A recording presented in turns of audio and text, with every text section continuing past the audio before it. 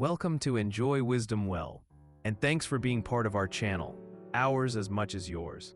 Here's a fast, focused summary of M. Scott Peck's classic, How Discipline, Real Love, Honest Truth-Telling, and a Touch of Grace Turn Hardship into Growth.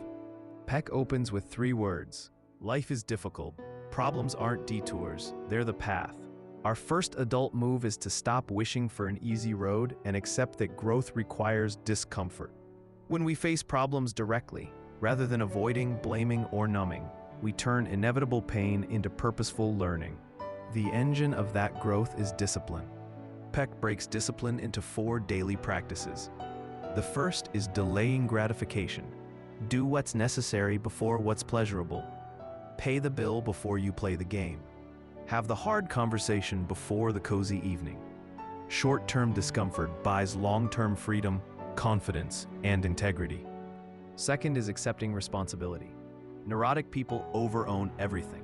Character-disordered people under-own anything. Maturity is discerning what's truly ours to carry and then carrying it. We say, I chose this, I missed that, I can change this, instead of they made me, it's just how I am, or that's not my fault. Third is dedication to truth. We keep our maps of reality up to date by checking assumptions, inviting feedback, and being willing to be wrong. Self-deception shrinks life. Honesty enlarges it. The habit here is not brutal candor, but humble accuracy, naming what is, even when it's awkward, because truth is a friend of freedom. Fourth is balancing. Life asks us to hold competing values: work and rest, self-care and self-sacrifice, stability and change. Discipline isn't rigid perfection, it's graceful adjustment. We set boundaries, say no to protect yes, and prune good branches so the best ones bear fruit. From discipline, Peck pivots to love, often misunderstood. Love is not a mood or infatuation, it's the will to extend oneself for the purpose of nurturing one's own or another's spiritual growth. Feelings come and go. Love is a decision to act for growth, repeatedly, especially when feelings dip. He distinguishes love from cathexis, our initial bonding and attraction. Cathexis can ignite connection, but it isn't yet love. Real love shows up after the honeymoon, listening when bored, negotiating differences, keeping promises, and investing in the other's becoming, even when it costs time, ego, or comfort. Self-love matters too, but not as narcissism. If love aims at growth, your growth counts. Setting boundaries, resting, learning, and telling yourself the truth are acts of love toward you, and they equip you to love others better. Self-neglect masquerading as virtue eventually curdles into resentment.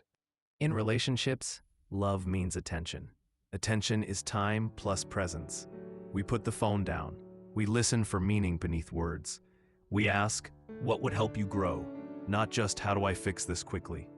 Love trusts that 2 people can become more than either alone by committing to shared discipline and honest dialogue. Peck then explores growth and religion, broadly defined as our deepest maps of meaning. Everyone has a worldview, faith, skepticism, or something in between. Healthy religion supports inquiry and responsibility. Unhealthy religion shuts it down with fear and rigidity.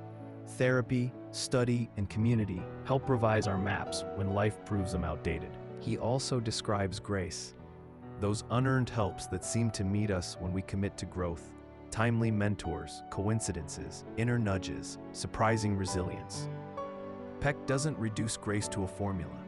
He observes that when we do our part with discipline and love, life sometimes meets us with more than we supplied. None of this is quick. Growth is a long obedience, choosing truth over comfort, responsibility over excuses, love over laziness, curiosity over certainty. The reward isn't a problem-free life. It's a meaningful one, where problems become teachers and love becomes a craft you practice daily. Here are 5 field-tested takeaways. 1. Schedule 1 act of delayed gratification each day. Do the hardest task first. 2. Name 1 responsibility you've been ducking and take a concrete next step. 3. Ask a trusted person, what am I not seeing about myself? 4. Practice loving attention. 10 undistracted minutes with someone who matters. 5. Once a week, review your map of reality. What belief did life challenge, and how will you update it? Finally, remember the paradox at the book's heart. The road less traveled is not glamorous. It's ordinary disciplines, quiet acts of love, and steady truth-telling multiplied over years. But it's also the only road that turns difficulty into depth and turns relationships into workshops of wisdom. If you found this summary helpful, please subscribe and let me know in the comments. What's one comforting lie you're ready to stop telling yourself this week? And what will you do instead? If you want to dig deeper, pick up the full book. And if you're ready to grow in another area, watch our next video from your channel. Enjoy wisdom well. See you there.